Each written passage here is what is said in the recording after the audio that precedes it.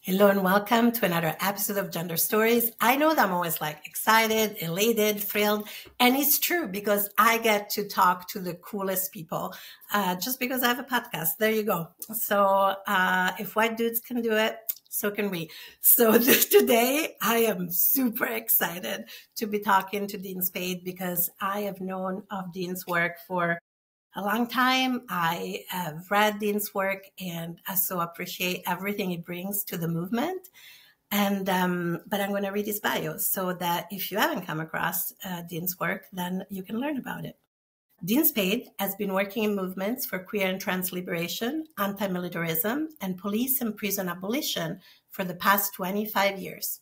He's the author of Normal Life, Administrative Violence, Critical Trans Politics, and the Limits of Law, and Mutual Aid, Building Solidarity During This Crisis, and the next, the director of the documentary Pinkwashing Exposed, Seattle Fights Back, and his new book is Love in a Fucked Up World, which is so great, and we're going to talk about this. And the full title is Love in a Fucked Up World, How to Build Relationships, Hook Up, and Raise Hell Together. And he's the host of a new podcast with the same name. And all the links are going to be in the episode description, whether you're watching on YouTube or you're listening wherever you listen to podcasts. So thank you, Dean, and thank you for making time for Gender Stories. Thank you for inviting me. I'm so excited to get to talk to you. Me too.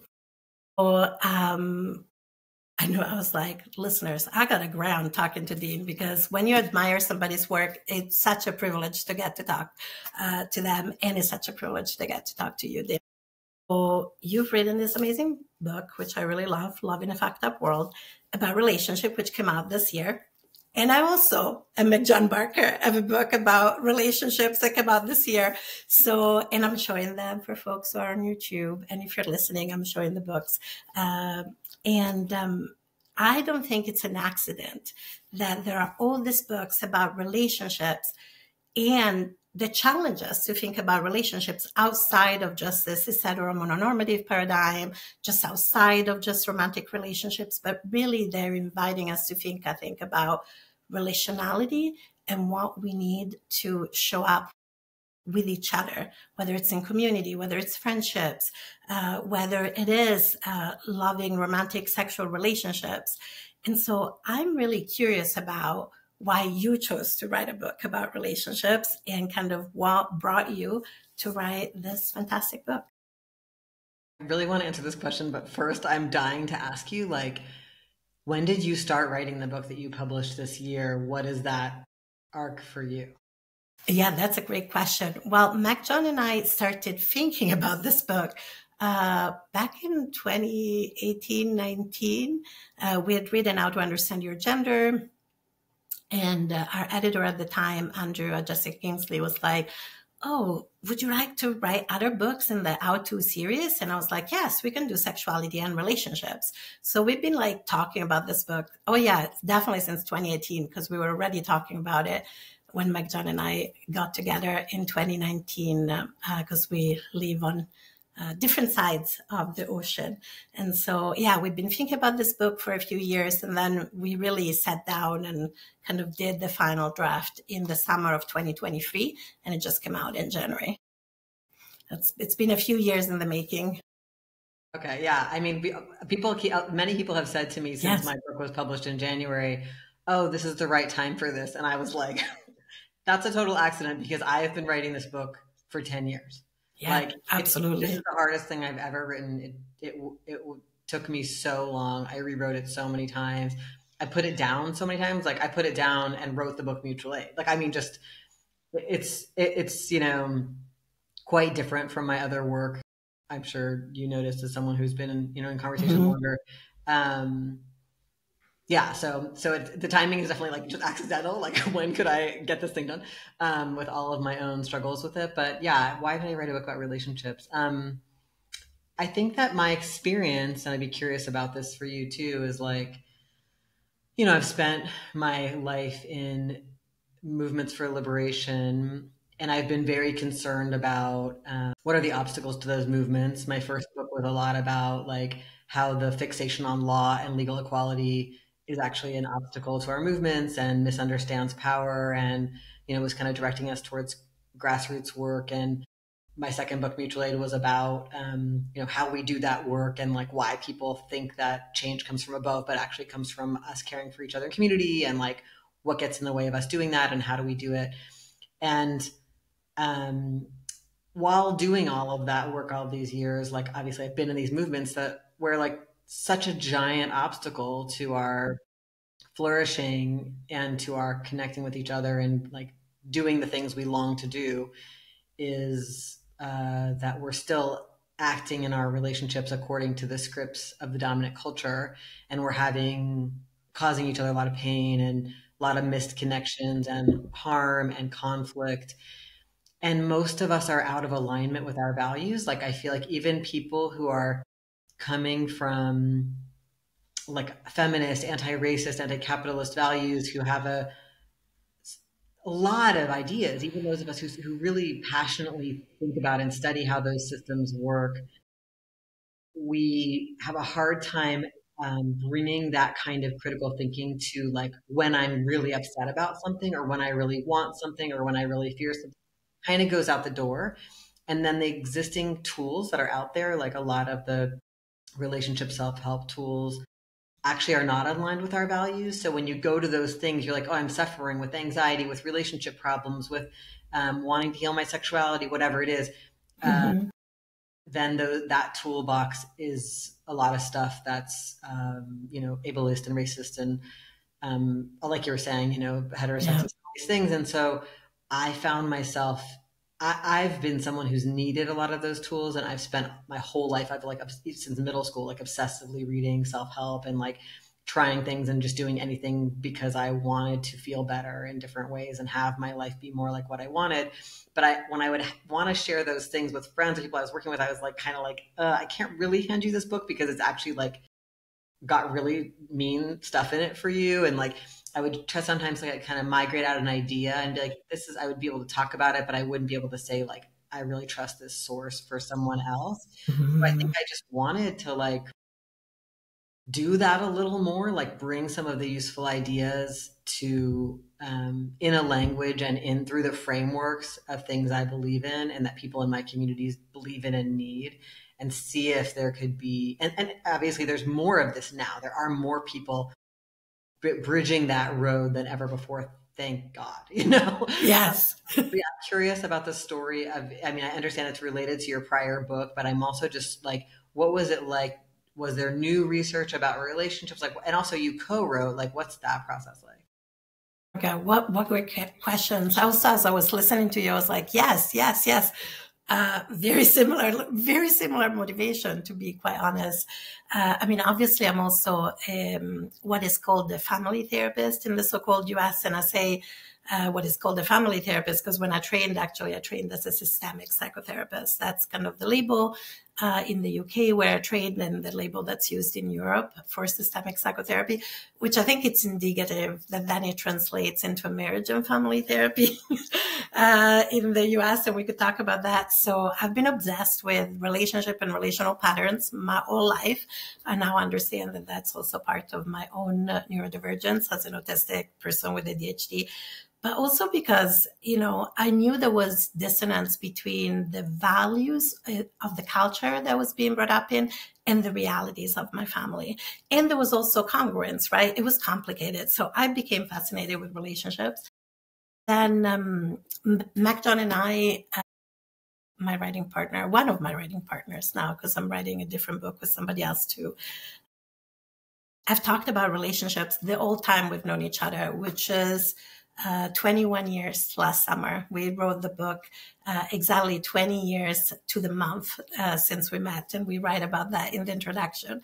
And so it was a really hard book to write. I felt like all the ghosts of our past relationships and current relationships were in the room while we were writing this book, right? Our own relational history, which changed, Mac John and I, and we talk about this in the book, started as a romantic relationship, which ended pretty quickly, but we were really committed to staying in community and keep collaborating and doing movement. didn't work together, and so working through all of that. And so all of that, it's in the book too. And so as I was listening to you, I was really reflecting on the parallels. I was like, yes, different pathways, of course, but very similar desire of like wanting a resource that wasn't just about, here's the formula to have perfect relationships, which I'm so tired of, right? And McJohn, of course, had already written a whole book about relationship because they have the rewriting the rules and the done 2 editions of that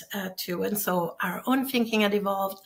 I work with relationships all the time, and I see the pain like that people carry and my own pain. Like I've done a lot of work to heal my own complex PTSD, figuring out how to navigate relationships as a neurodivergent person who didn't even know I was a neurodivergent person, and also committed to values that didn't translate well in dominant culture, if that makes sense. So the motivation is super similar. McJohn and I definitely brought our own writing partnership, which is pretty unique just because the foundation is our friendship, and our friendship is way more important. And not even friendships feel reductive because really it's an intimate partnership, even though we're not kind of romantic or sexual partners. It's an intimate process to write with somebody in a lot of ways. And so we really brought 20 plus years of like commitment to each other and commitment to, being accountable for our own fuck ups as much as we're able, right? And movement work to this book, and also different cultural backgrounds and experiences. I was born and brought up in Italy. They were born and brought up in England.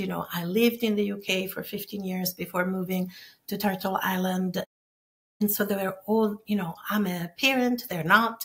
So we also brought a lot of different life experiences. The motivation is very similar. And especially as a therapist, I didn't have any book that could confidently, say, look at this book. I had to be like, look at this book, but it's super cis hetero mononormative. Look at this book, but they're focusing on romantic relationship. And I know we're talking about like your relationship with your comrades, look at, and I was so tired of having to do all the caveats, right? Look at this book by super ableist. Look at this book, but it doesn't take an intersectional lens, right?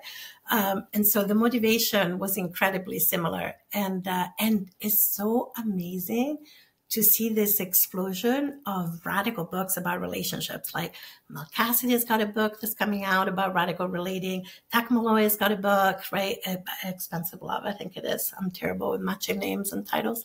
But I feel it's in the water. I think a lot of us have been feeling it. So I don't know, does that answer your question?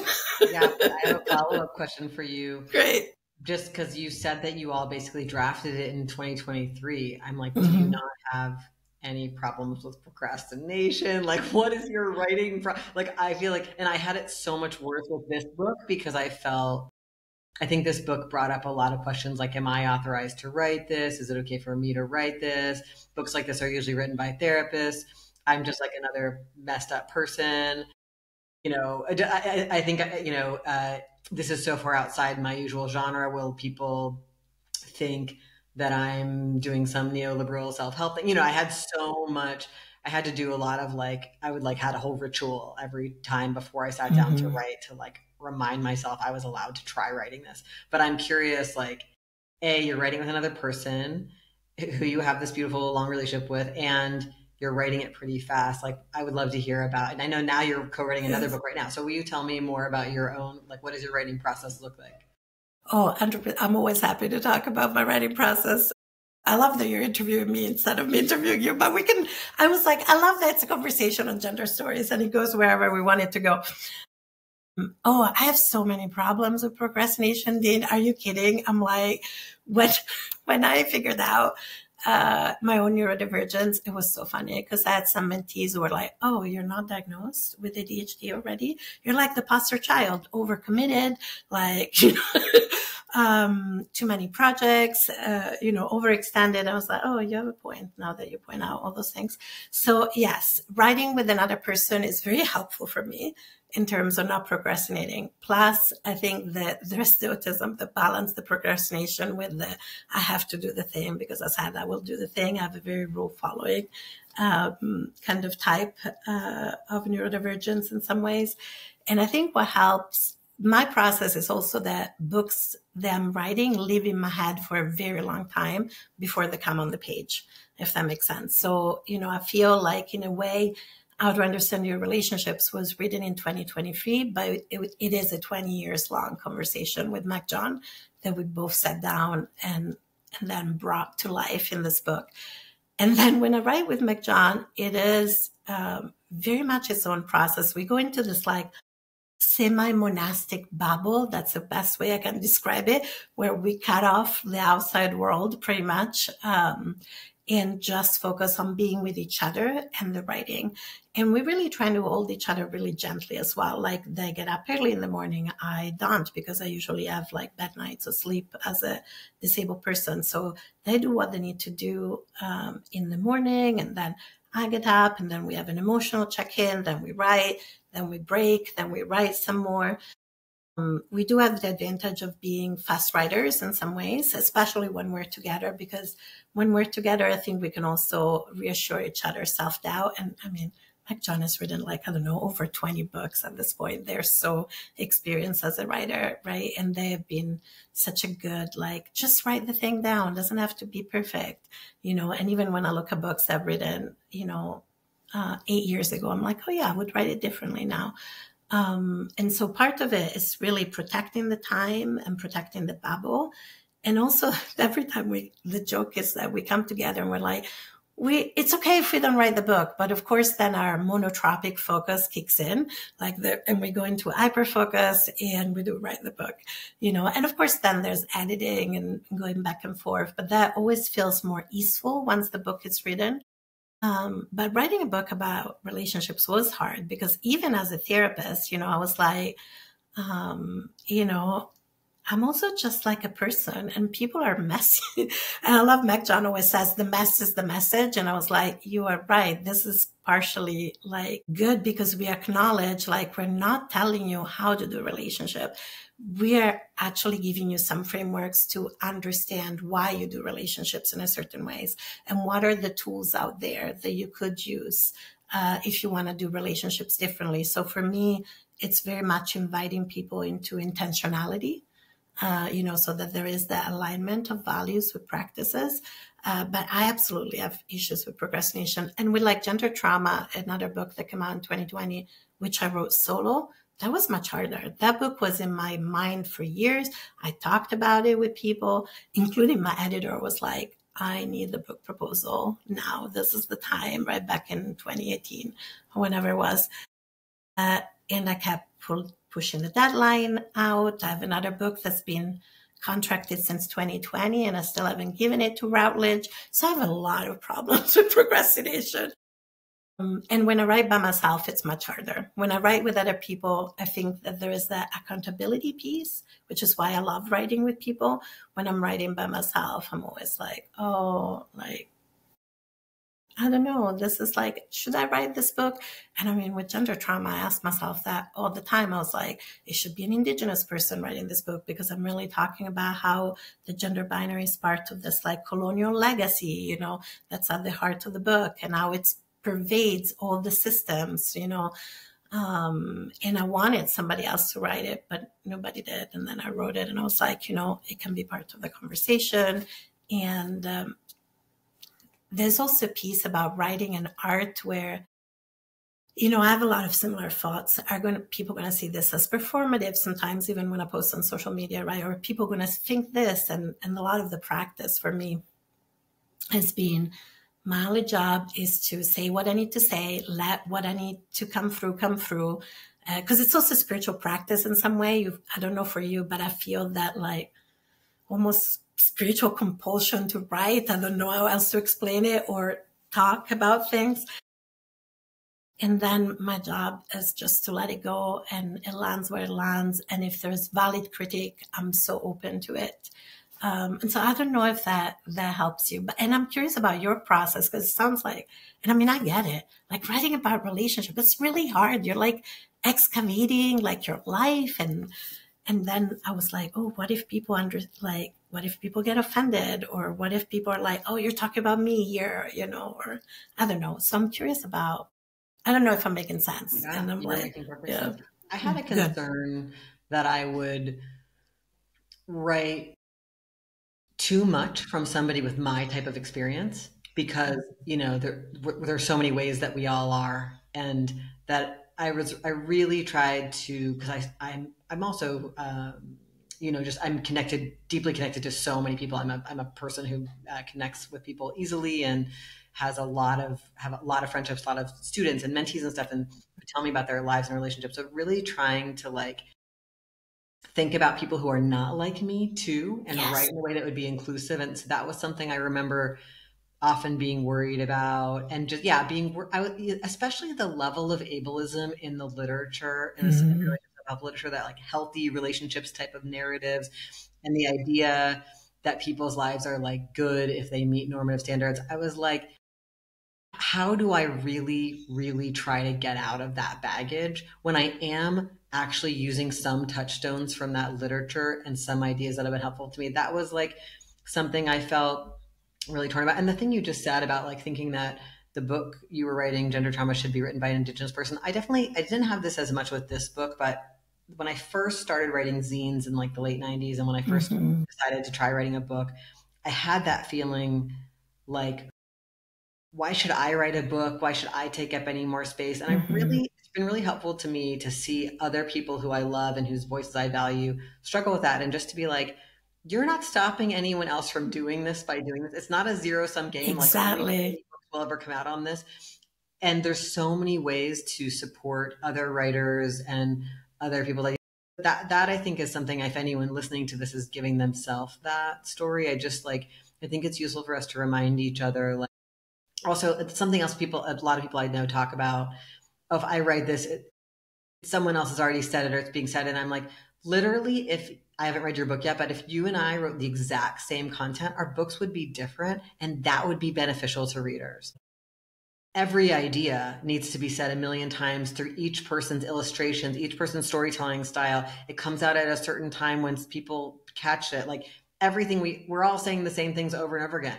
And that is actually what social movements are, is like this, like, and it can be very tiring being in movements, because we all have to say, like, how many times have I explained to somebody why I'm an abolitionist and not a police reformer? And I will be saying that for the rest of my life, because lots of people haven't heard it yet and deserve a chance to have that conversation. So anyway, the final thing I'll say that you made me think of is that experience when we revisit something we wrote a while ago. I'm currently writing, and like they want to publish a new edition of Mutual Aid and a new edition of my first book, Normal Life. And so rereading these things and trying to decide, like trying to reflect, letting the contents alone. Like I wouldn't say that quite this way again, because it's, in the case of Normal Life, I wrote that in 2009, it's many years later. But on the other hand, like reflecting on what has changed since I wrote those things and how I'm different. It's a very juicy process. And I love reading people's new editions and seeing like a preface that like summarizes what happened in between, or why these ideas are working differently now. And so I'm hoping that it'll be useful. I'm much more intimidated by the Normal Life one, because it's a much longer time period and so much has happened in trans politics. And so much of it is so painful. But I have to know, how long did you and your co-author like get together, and did you go somewhere else, or were you in Duluth? Like, please, like, set the scene. I love this. Oh my God. I also have so many things to say about what you just said. Oh, I feel like just my brain is sparking off in 500 different directions. Before I tell you that, which I'm happy to tell you. But what I think that is so valuable, what you said, and I so agree, and that's why I reminded of myself too when I write, is like, this is not like I'm such a Gen Xer. Like, we don't need to have Highlander syndrome, right? There can be only one, and it's like, I think sometimes we can get into that mentality because that's dominant culture, right? The tokenization, the extraction from minoritized folks. And I'm like, we need all of us. We need all the voices, all the stories.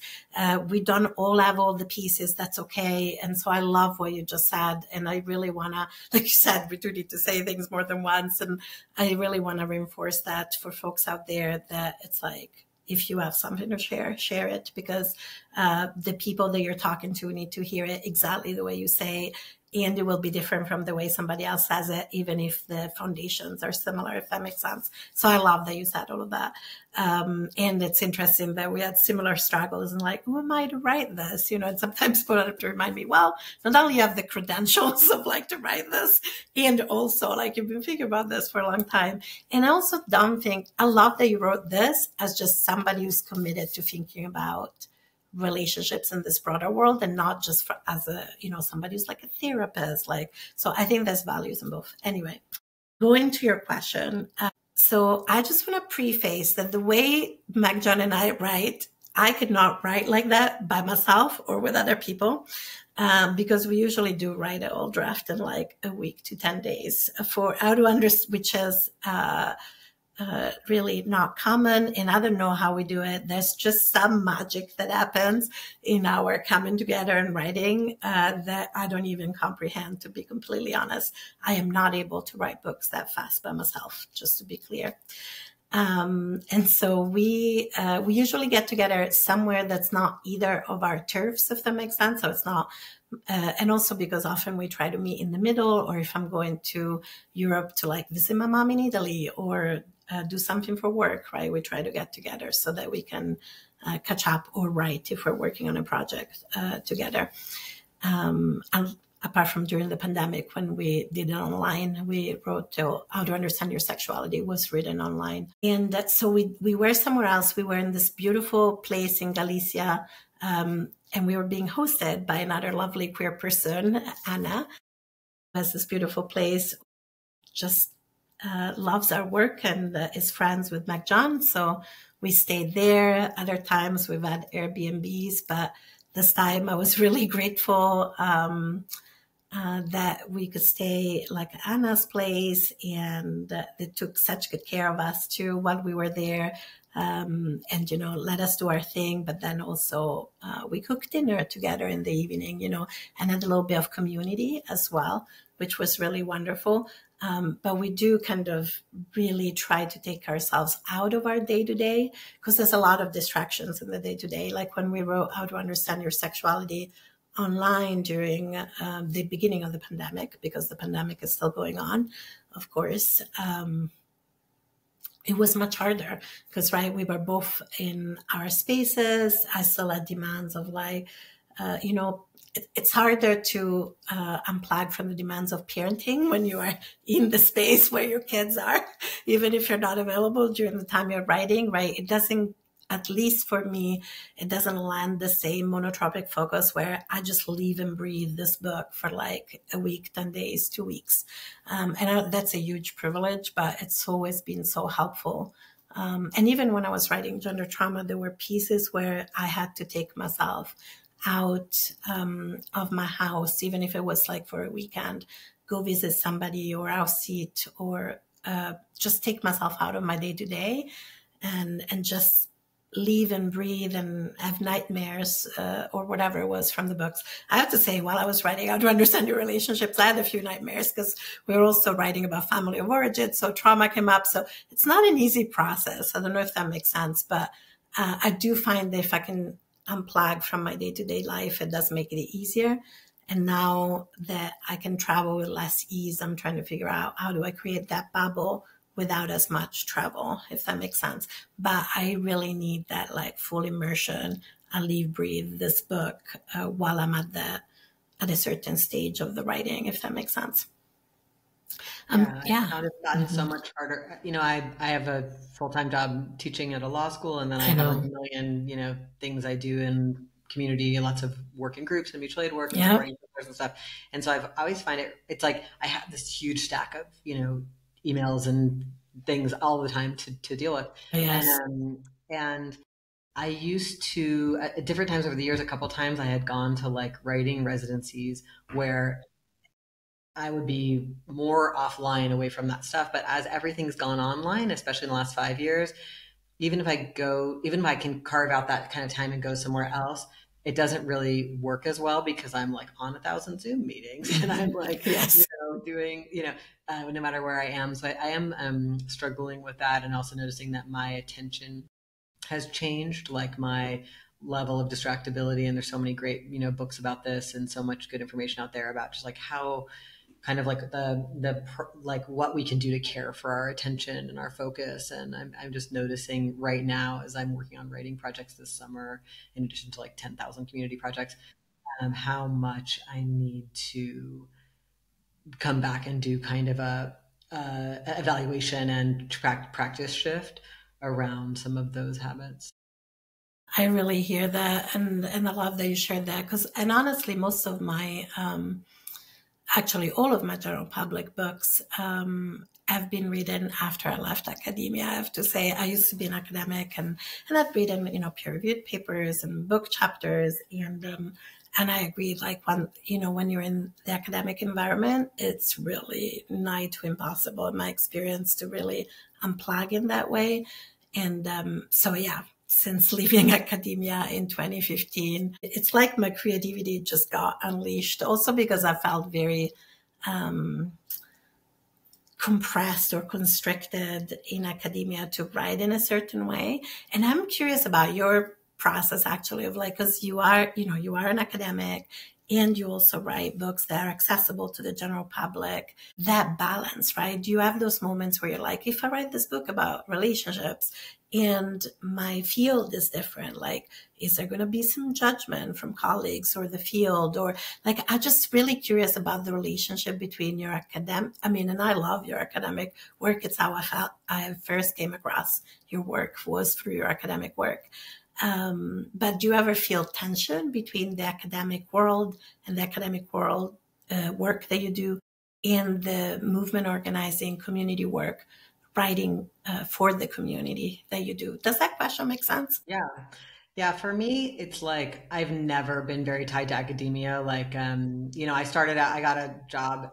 I was a poverty lawyer, and I sometimes wrote things because because I, like you, I feel this need to like, say stuff. And I wrote zines, and then sometimes somebody would invite me to write something for an academic journal. So I would just write it, like usually just because of the invitation, not because I thought, and then I would just make it into a PDF or a zine or whatever, like because I know people can't get things behind paywalls.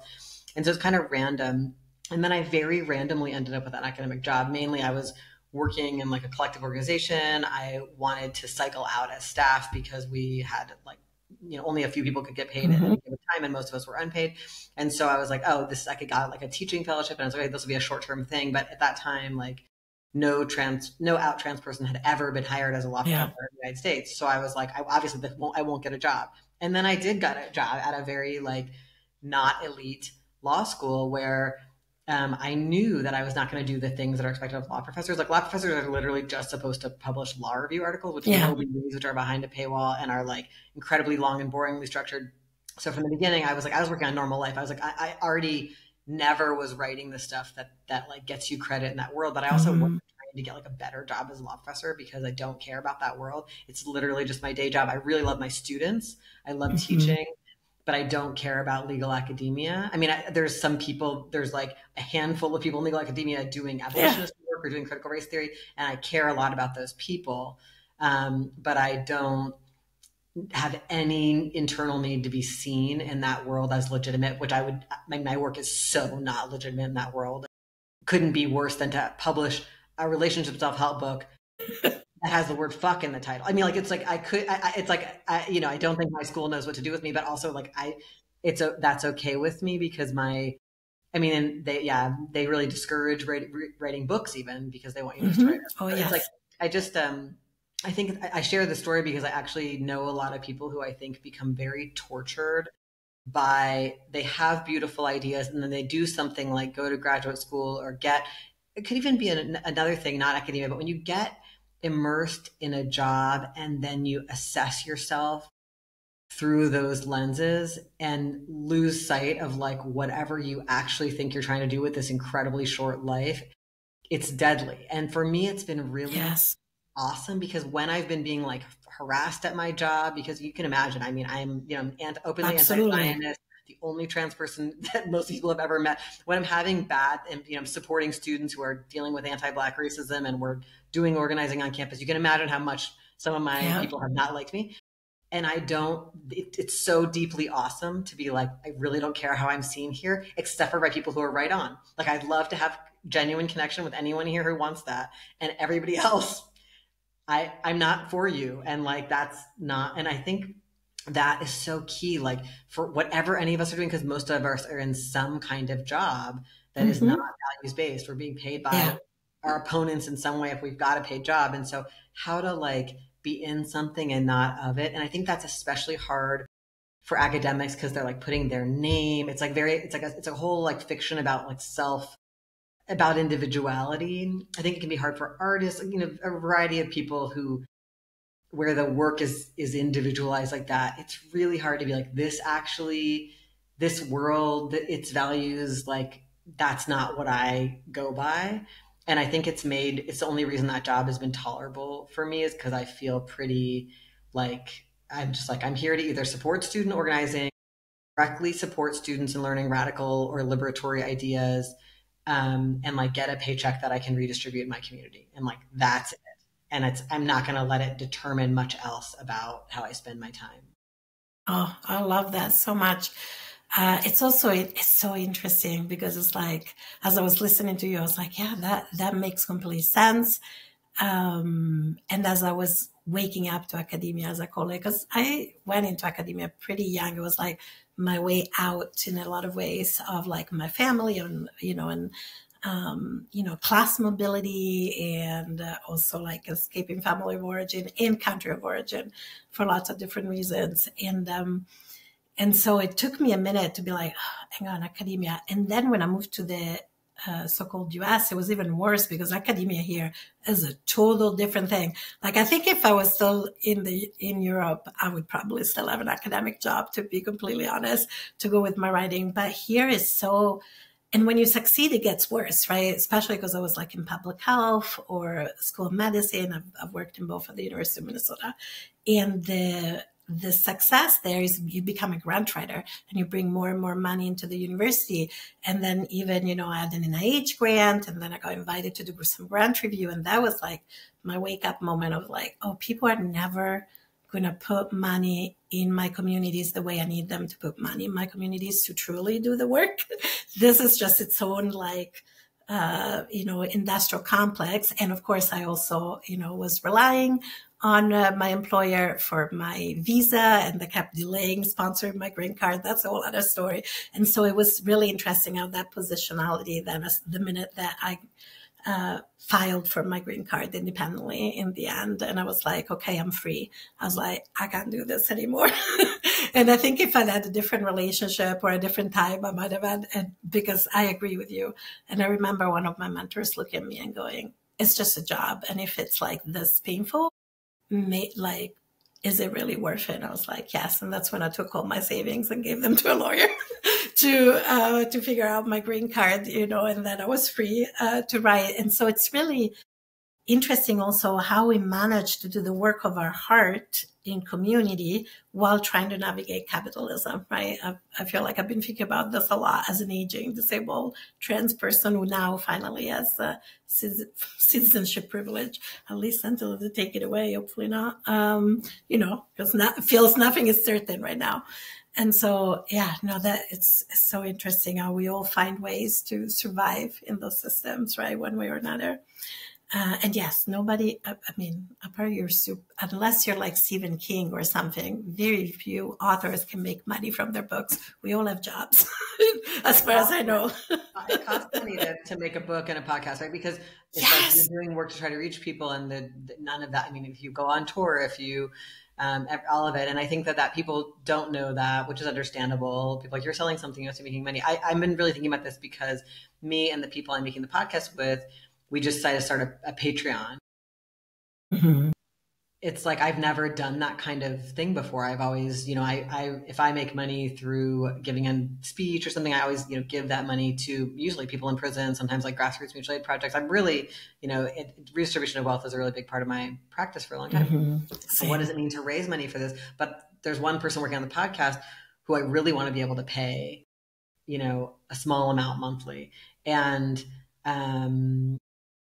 we have some expenses related to the podcast. And also like everyone's jobs who's working on the podcast are pretty endangered right now because of stuff that's going on. And so just this question of like, oh my God, yeah, like how do you hustle to get by, and what happens when your hustle ends, and what's the, all of us, our shared purpose is just to get out radical ideas that support our movements. And and none of that is work that's paid. And it's, it's really complicated. It's really, and I think I see this a lot, with young people ask me this question a lot about how to like survive with their values, especially because I really discourage people from being lawyers. And I talk openly about some of the limits of academia, nonprofits and stuff, and what it's like. Absolutely. The main thing I think is like, which is very hard, having the lowest expenses possible. Not being too big a consumer is really helpful. That's, of course, many of us have dependents, so that's like unavoidable. Many of us have particular expenses related to disability and other specific things. Yeah. But like as much as possible, like collectivizing our well-being, living with groups if that's possible. Like that's the kind of stuff radicals have always done to survive, and living inexpensively as possible, which is very hard. Like, rent and food and everything is higher than it's ever been. It's unreal how expensive life is. And so, but I think that that's like, what's hard is people have been sold an idea that like social justice is a career and that everybody should have a certain set of really expensive lifestyle things. And it's really a trap. And, yeah, it's painful. And I don't, it's like, I don't want people, I think I'm worried people, it comes off like, oh, you're like this old person telling me to not want to own a house or something. And I'm just like, I don't know. Like, it just depends. Like you have one short life, like you got to pick what you're going to put your time into. And there are no guarantees. And we're all living in a system that's unraveling and crumbling. It's very painful. To try to, and also that because, most radical work will be unpaid, like all the mutual aid work is unpaid, and the writing and the media work and the artwork, it's like, it's very rare to get paid. And I think that's painful to just really face that. Absolutely. And I love we're talking about this. I had that moment of like, oh, are we talking about the right things in air quotes? And I was like, what the hell are the right things? We're talking about whatever we want to talk about. And I feel like, I was like, because I looked at the time and I was like, oh, there were all these other things I wanted to talk to you about the book.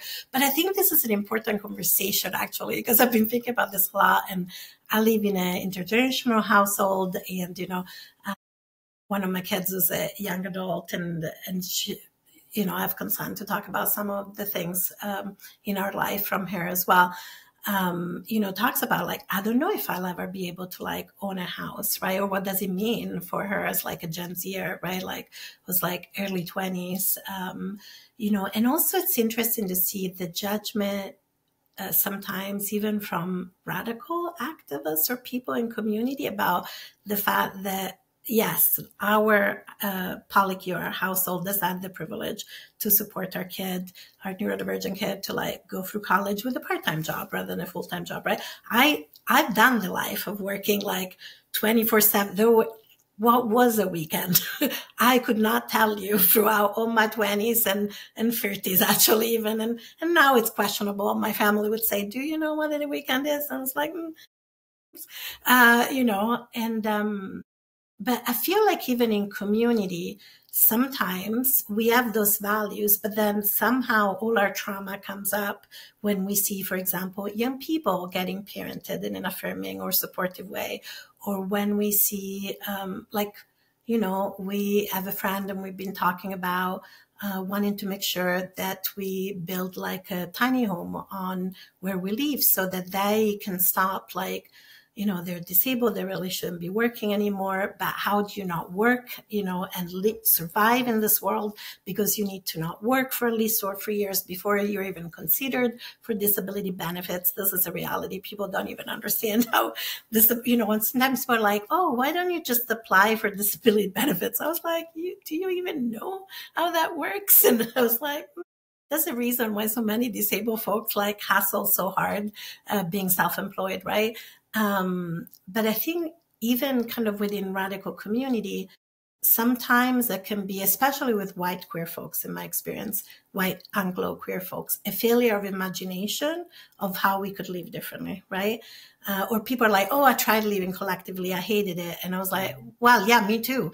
I tried it, right? Exactly. We're all so afraid of conflict. We're all so Yes. afraid of dishes conflict that we pay a million times more rent than we need to and don't share cooking and don't, like the level of the default to isolation right now in our culture, that the being afraid of other people, mostly just because we're afraid of feedback and conflict, is actually like really impoverishing people, like materially. And because partly just to have the support we need around parenting, around disability, around aging.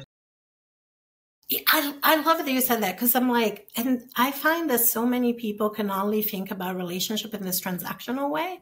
Even like when I talk about like, hey, let's get organized with some more community care, right? And sometimes people are like, let's do a spreadsheet of skills we have to offer. I'm like, that is not what I'm talking about. I mean, like, sure, we can also make a spreadsheet, but I find that sometimes even with beloved Anglo queer folks who have all these values, they're still think about relationships as very transactional, right? You have the skill, I have the skill, we do a direct exchange, right? And I think that's the piece I'm really interested in and why I love your book as well. It's like, because this is not just about our personal relationship. And I love that you talk about the personal is political, which of course I was raised initially a second wave feminist, which of course I'm not anymore, but I got out of that thinking, but that was very much for me from feminism, right? The personal is political, and that never left for me. And yet, I so agree with you. We impoverish ourselves, we impoverish our communities. And so, what do you think are the skills that we need to really not keep encountering this, conflict avoidance, if we want to call it that, right? Or fear of conflict, to use less kind of clinical language, right? But I think a piece of it is I'm doing white supremacy as well. But what do you think is needed in our communities to start going back to this beautiful experiments, which many failed, of collective living, I understand. But I think there's still a need for us to figure this out. Am I making sense? Yeah, I mean, I think there's like many skills, but some of the ones that are coming up a lot for me right now when I'm facilitating groups and working with things in this book, one thing this book is about is just emotional awareness. Like, do I know that I'm having a strong feeling? And can I be like, oh, Dean, like you're scared right now, or there's shame, or there's anxiety, or there's anger? Because even just knowing I'm having a strong feeling might give me like that millimeter pause before I write you a mean text, or storm out, or think that this group isn't for me, or, and then being curious about that feeling, the deeper work of like, oh, have I felt this before? Am I feeling a familiar role that reminds me of stuff in my family or in school, or, all those questions. But just that first thing of like, I'm having a strong reaction right now. That's one skill. I think another one I'm focusing on a lot is like, if you're having a strong feeling in front of me, what happens? Do I check out? Do I give you a bunch of advice to try to shut you up? Do I join your strong feeling? And I'm like, yeah, they're terrible. Let's get them. Let's kick them out of the group. Kind of what are my habits? And could I gain a skill of being like, okay, I'm hearing Alex. I'm saying that sounds really hard. I'm neither ramping you up to a revenge fantasy nor telling you have to feel better and minimizing. So that then if you're having a kind of wave of feeling in front of me, and as a part of your community, I help hold that with you, you might not tear off and go like do something really disorganizing in our community, or leave and never come back, or whatever. And then the next level is if you're having a strong feeling at me, if you're like, Dean, you really suck, you shouldn't have done this, or I'm really mad at you, or I'm disappointed, can I still hold on to myself when you're, and know like Alex is talking about me, but in a lot of ways they're talking about their own experience.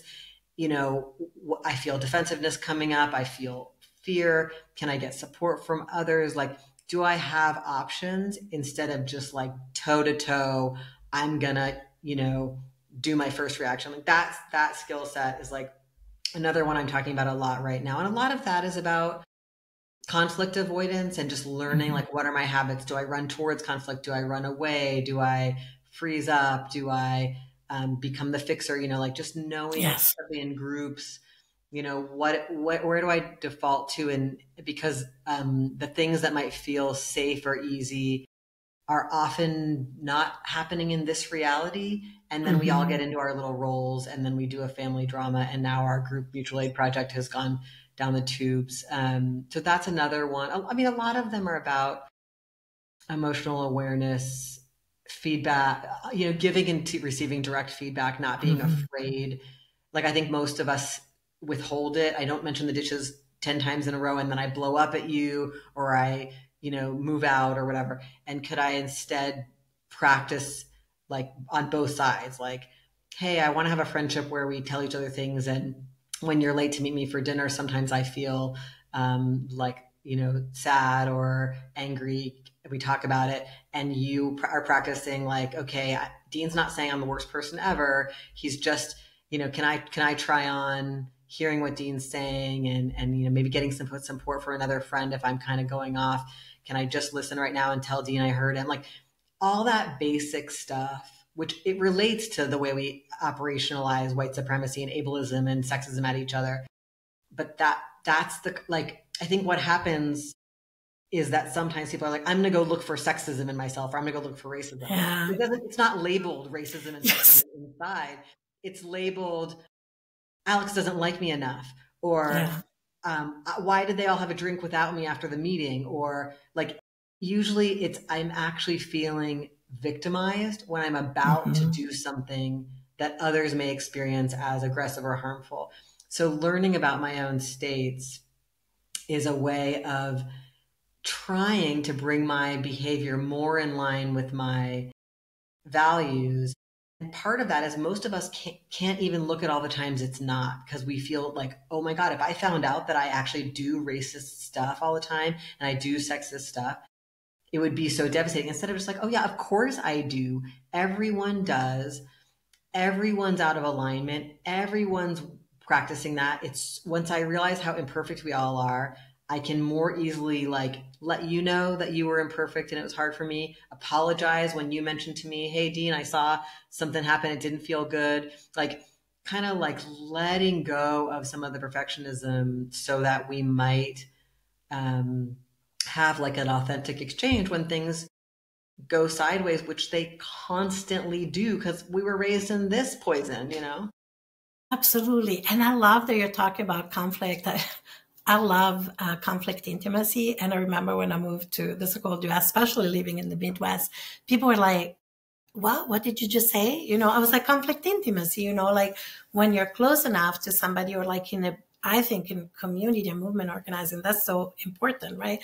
Are we connected enough and trust each other enough that if we have a rupture, we can talk through it and repair, and that we're committed to each other's well-being, not just our own individual, but our collective well-being.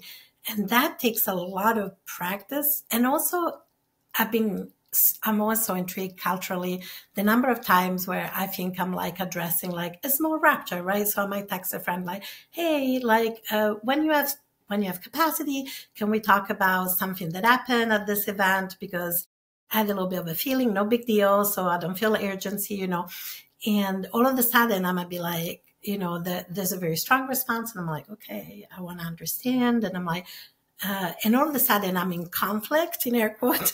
And maybe it's because I live in the Midwest. I don't know.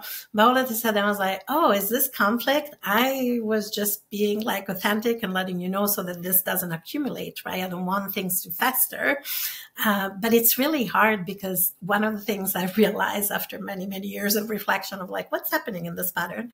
I was like, oh, if Anglo white folks in the US need to be so upset to say something, I think that if I'm saying something, I must be raging inside, and at that times I'm like, whoa, you feel so strongly. I was like, oh, I'm passionate about this, I guess. Yeah. Because I was brought up in a culture at a time where it's like, lots of big feelings, lots of loudness, in southern Italy. And it's just, and you can also like be upset with each other. That doesn't mean you're like, don't love each other or don't care about each other. Right. Or they're going to break up. Exactly. I think people are like, if there's one thing Alex doesn't like about me, it's over. And I'm like, that's not how community works. That's not how friendships work. And I remember even a friend going, how can you keep showing up in community? Like, and there are people I don't like. I was like, yeah, there are people I don't like. I was like, community is not for like, everybody's my best friend. Or being comfortable all the time, right? Yes. Like most things are kind of uncomfortable, boring. I'm really curious. Okay, I'm going to sound like such a classic American right now, but I had this experience of visiting Italy because my book Mutual Aid came out in Italian, and I was hosted by these like amazing, brilliant, radical people who published it, and we went to like maybe 4 or 5 different towns, and I did events. And my experience was that the events were very multi-generational. Mm-hmm. People had incredibly long attention spans. They wanted to have like a 3-hour event. Absolutely. Doing, it was back and forth translation. So it's like, that's kind of hard to listen that way. And people would be 85 there and ask like a brilliant question. And they were like teenagers. Nobody was looking at a phone. And I was just kind of like, is social culture like a bit more intact? And also most people I met, even if they were super radical, had returned to live in their hometown. Even if they'd gone somewhere else to study, there was and there was also a lot of people from Southern Italy having to move north for jobs and all the things, all the complexities of the economic systems we're under. But I just really noticed that it was very different to talk about ideas together, and that people just seemed to have more time for each other and for people who were different from them, especially in terms of age, which was, you don't see that a lot in the US. And anyway, I was just curious, like you really have been immersed in both cultures. Yeah, no, I think that's a great question. And my caveat is that I immigrated in 93, which really ages me, when I was 22. So I was born and brought up. I did my whole first degree in Italy, and my mom and family are still there. So I do return, but definitely when I was, growing up in the 70s and 80s, absolutely. I think it is changing. I mean, obviously it's changing. We're under fascism again, which I never thought I would see in my lifetime in Italy, given that it's written in our constitution that the, fascist party could never reform, but people find ways around it. Anyway, so that aside, yes, especially in the south of Italy, I think there is still more of a relational culture and more of a multi-generational culture. In that, everything you said to me makes so much more sense, because I feel like when I'm with people, I'm with people. People are not looking at their phone. I'm not in any doubt whether they're engaged with me or not. Whereas when I'm here in the States, I'm always like, do you want to talk with me? Are you looking for somebody more interesting to talk with? Or we're at a book event and we're just getting into it. And I'm like, okay, 1 hour is up and the bookstore has to close. And I'm even like, let's go over to like the brewery that's got food and it's open for another 2 hours. And people don't think I'm genuine. I'm like, no, really, like if you all came with me to eat pizza, like I would have kept this conversation going, because this is just getting good. We've all got a little more comfortable with each other and we're just starting to have the really engaged conversations I want to have. And it is I think that there's a few things I've observed living both in the UK, but then and here on Turtle Island in the US specifically, there's so much siloing between generations, right? And it's like, and of course, as somebody who still shows up, I'm often like one of the oldest people, I'm in my mid 50s, and so I'm organizing with people in their mid 30s a lot of the times, or at least 10 years younger, often, if not 20. Some of my friends are closer to my oldest kid's age than my age, right? And, which in Italy, it's not even a big deal, but here it does feel. It's a radical and yes, beautiful part of life. Like I'm just like this, and also it's very queer. It is very queer. Yes, I mean it's very queer to be like, yeah, I will be in the gay bar until I die. You know what I mean? Like, yes. Oh my God. Yes. I was at this leadership symposium for one of my professional association in March, and we were in San Diego. And one of my joys was there was like a open. So I felt a little safer, and we were dancing and everybody was like way younger than me. And there was somebody who was actually even older than I am as a family therapist. And initially he was like, oh, this is so exciting. Look at all those allies. And I was like, those are all trans and queer people too.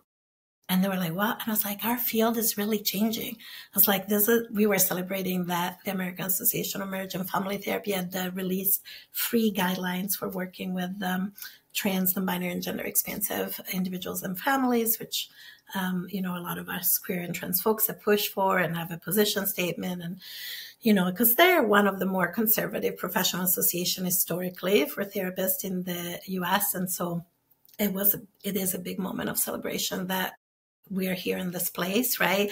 And I was like in my Crocs,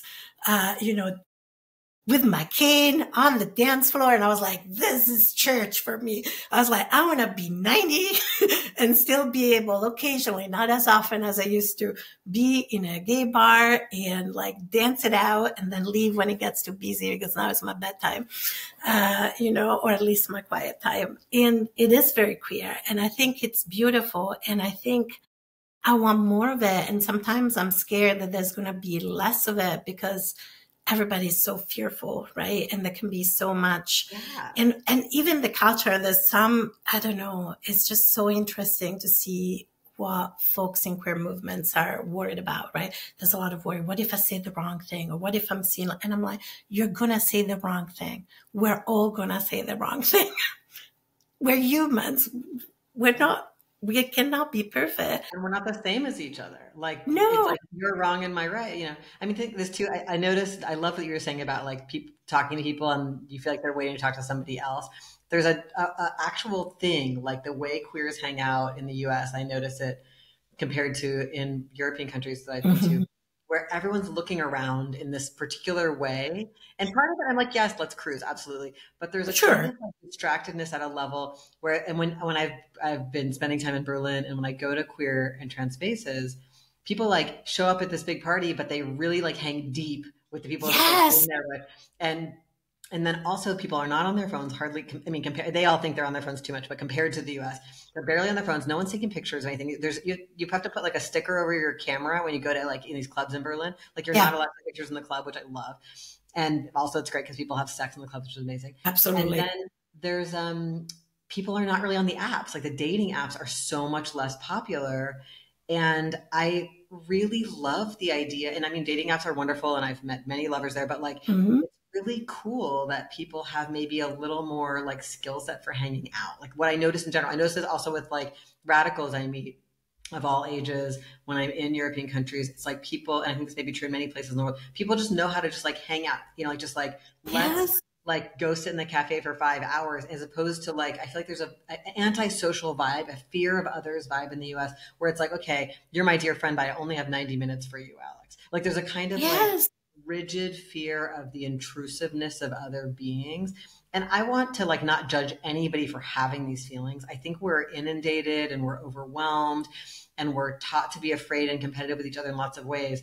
But I am is there anything we could do to support social skill building that lets us be more accepting of other people being different from us, that lets us encounter people in our groups and communities, and even if they're not our favorite, still hang out and be chill and make a warm space, not be cliquish, not be social climbing.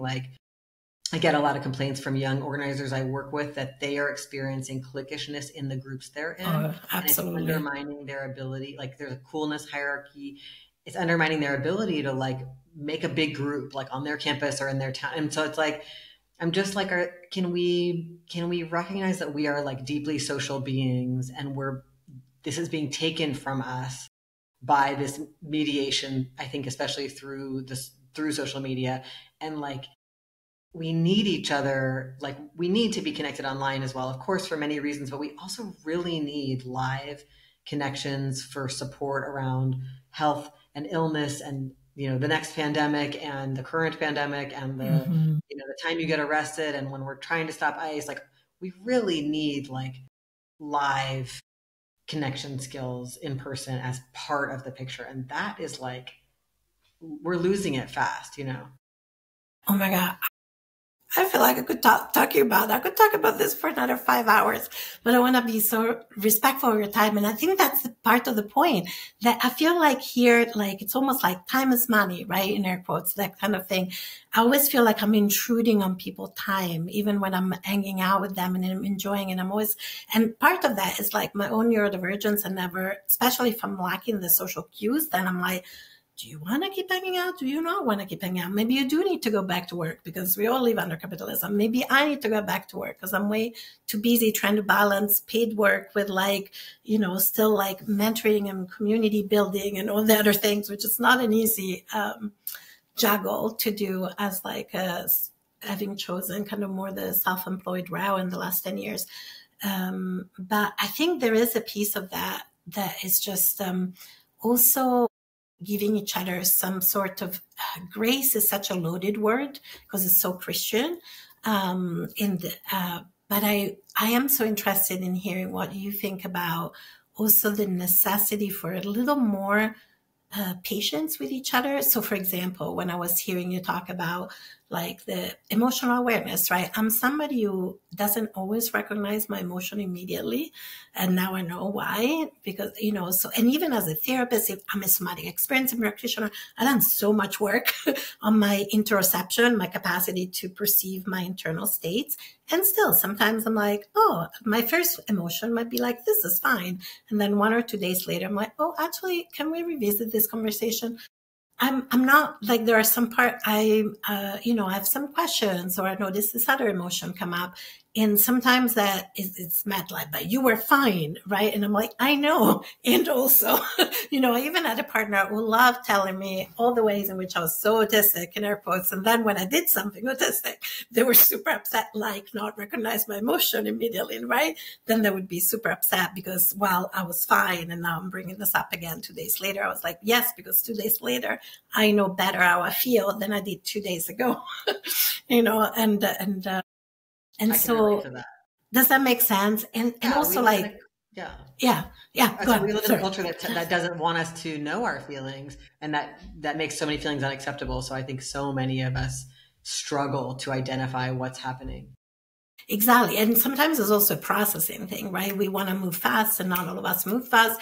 Or like when we're in community with older folks, one of my beloved, like we're family and friends and elders 20 years older than me, and also living with the impact of like, early HIV medication, and being in their mid 70s, and that experience in community, when this started not to show up in a way that made sense to younger people, a lot of like,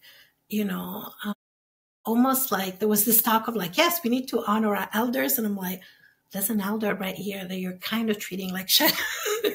In that you are assuming what they mean. You have no patience around the cognitive stuff, and they're very open to talk about this. So I feel okay sharing this because at that moment I was like, should I share this? I was like, no, this was very public. I feel okay sharing this. And I'm seeing even with myself as I age, I'm like, yeah, my impulse control is not as good. And I am getting a little more impatient, a little like less filtered at times. And if there isn't that skill or that curiosity even, or even like, hey, like what's going on? Like, right. I think there is an expectation that we'll all act the same no matter our age. Right. And I'm like, well, we're not all going to act the same. And also like even the impatience to have kids around, like, my kids have always been around movement space. And some people are like, oh, you're bringing your kid to like this meeting or this. I'm like, yeah, what am I going to do? And does that make sense? It's like, well, that, and we haven't even touched on the cool queers, like you said, issue. So, but yeah, what's the role do you think of like patience, grace, like being a multi-generational community takes some of that, and building community generally takes some of that, I think.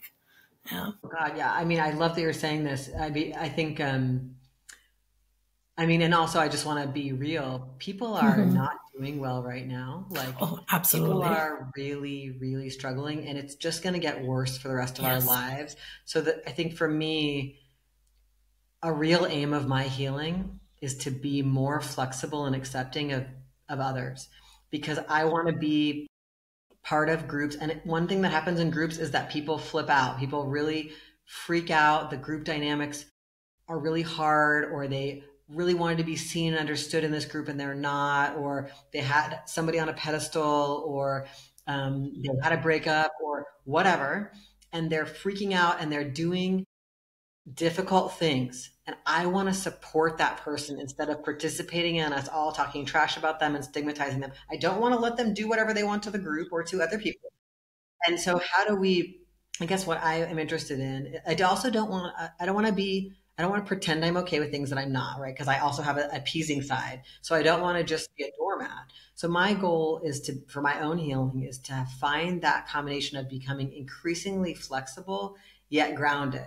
So I can say, yeah, I'm going to spend 30 minutes hearing this person rant. And also I know that 30 minutes is the limit, or I'm going to know when to leave, or when to hang up the call, or how many times a week or how many times a month I can do this. But I want to be helpful to people who are difficult and who are difficult for me. Sometimes I meet someone and there is nothing wrong with them, but I want to run screaming because they remind me of my first foster mother, or because my mind is having a reaction to something that they're like. And I want to be like, oh, Dean, I care about you. Your reaction is okay. Let's think about how much of this we want to do with them. I don't need to become their boyfriend. And I also don't need to get them kicked out of the group, and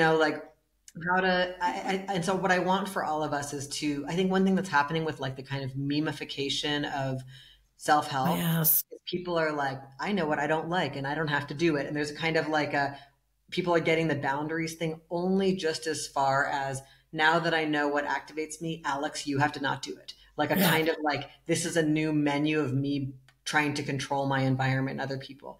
That's not what boundaries and awareness of activation is for. What it's for is I'm like, oh, wow, I have a strong feeling when Alex says or does this thing.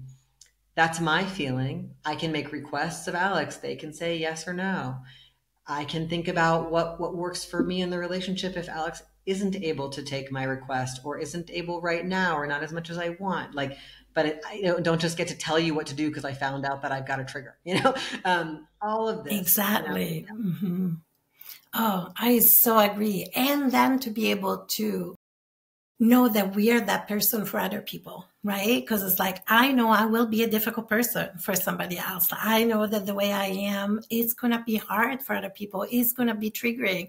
And so can I offer myself that kindness? Can I offer other people that kindness, right?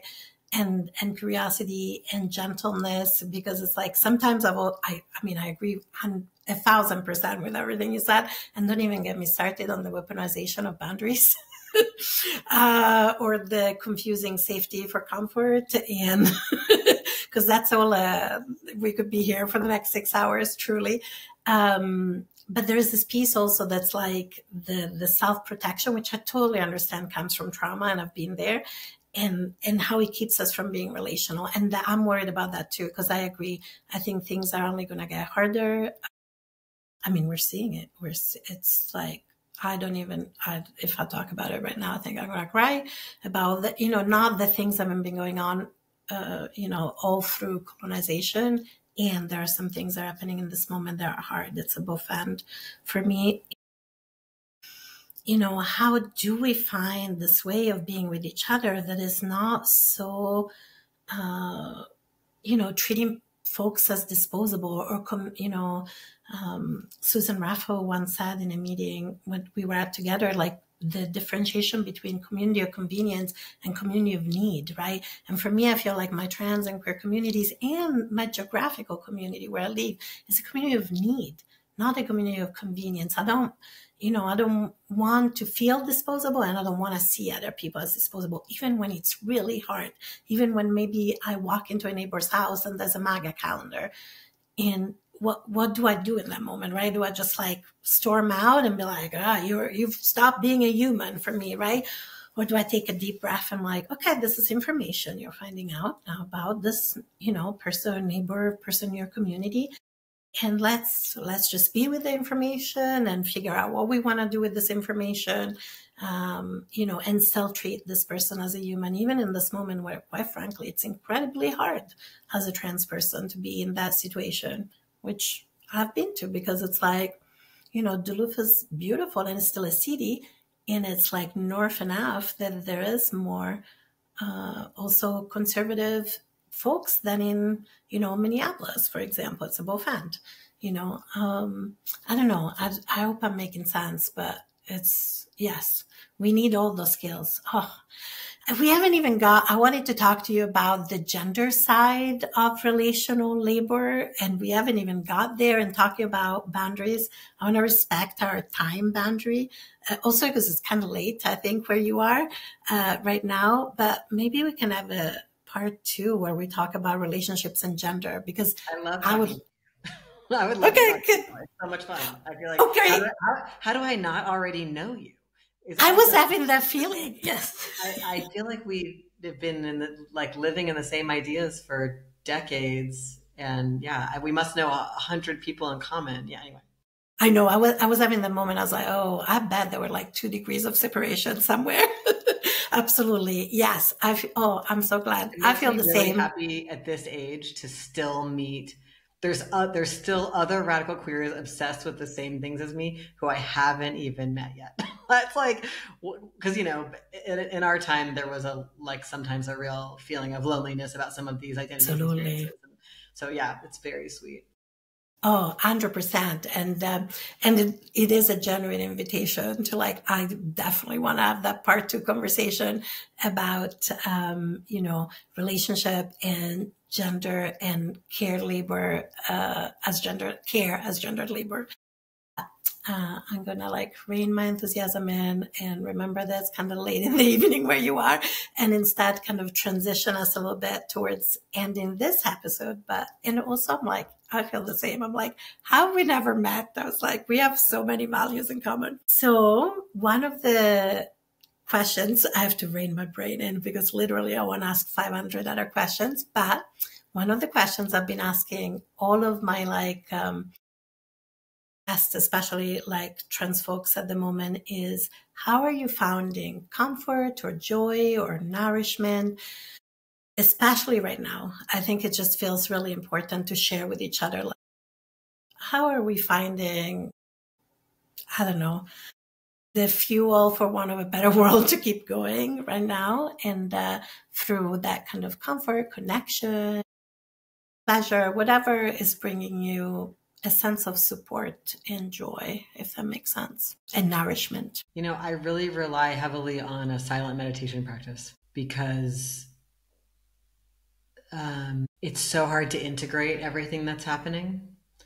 And there's such an onslaught of information, and sometimes I feel myself over consuming and information about what's going on that affects people I love, and there's so little time to digest it. And I think we're in this important month in the Jewish calendar right now called Elul, and it's like the month before the high holidays where you sort of spiritually gather yourself to assess the year and make repair with people and stuff.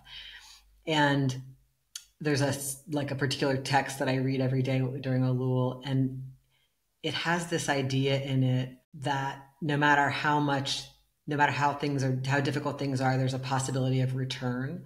And for me, that connects to my meditation practice in this idea that in silent meditation, what I'm doing is my mind goes off and worries, and then I return to the breath, if that's what I'm focusing on, or I start to think about what I should be doing later, or I start to worry about this thing in the past, or I start to remember something or want something, and I return. And there's this very simple thing like returning to now. This is how it is now. I'm sitting in a chair. I'm talking to Alex. It's a little bit too warm. I can feel my feet on the ground, whatever it is, I don't know, just it's things are super bad and they're getting so much worse. And I have a very strong view of this. And it's amazing to be alive. It's amazing to be breathing. It's amazing to be connected to others. It's amazing to find work you want to do towards our liberation, even though none of us know how it's going to turn out. It's like, for me, there's something in the return of just at a basic level, for now, this is how it is. How is it? Oh, I'm breathing. I don't know. That's where I'm at right now. No, I love that. It's beautiful. And I really resonate with that as somebody who practices a lot of being here, and holding both, like the reality of how bad things are, which I agree. And right now, here I am having the most amazing conversation, connecting with somebody who has such similar values, and there is joy in this moment. And I can feel both the joy and the heartbreak and the fear, and they're all present. And that's okay. Right. So I love that you shared that. Thank you. And the last question that I always ask all my guests is there anything we haven't talked about that you were really hoping we would talk about? Which of course we could always do in a different episode, but anything we haven't talked about or anything that you really want to reinforce or communicate to the listeners or watchers if people are watching? I love that we just let it go where it was going to go. Like it's perfect, and I do think, I hope we'll have many more conversations over the course of our lives. I'm really excited about reading your book, and really grateful to you for reading mine and for asking me to have this conversation, and like for your openness about your own, like all the, like this, you just shared so many stories that illustrated for me what you're trying to practice, and it's really a gift. And I'm grateful to you for making a podcast. And I know it's not easy, and like I bet it's really supporting a lot of people's well-being. So thank you. Thank you. Well, I have so much gratitude for this conversation. I love it when the conversation just flows. And so thank you for being willing to to truly have a conversation and be relational as we talk about relationships. So I so appreciate all the places we've gone. And for you, dear Gender Stories listeners, or viewers, I should say viewers rather than watchers. That's a much better word in English. So dear Gender Stories listeners and viewers, I hope that you can find ways to take care of yourselves and take care of each other and really build a relationship with intentionality so that we can all figure this thing called life together in some way, shape, or form. And until next time.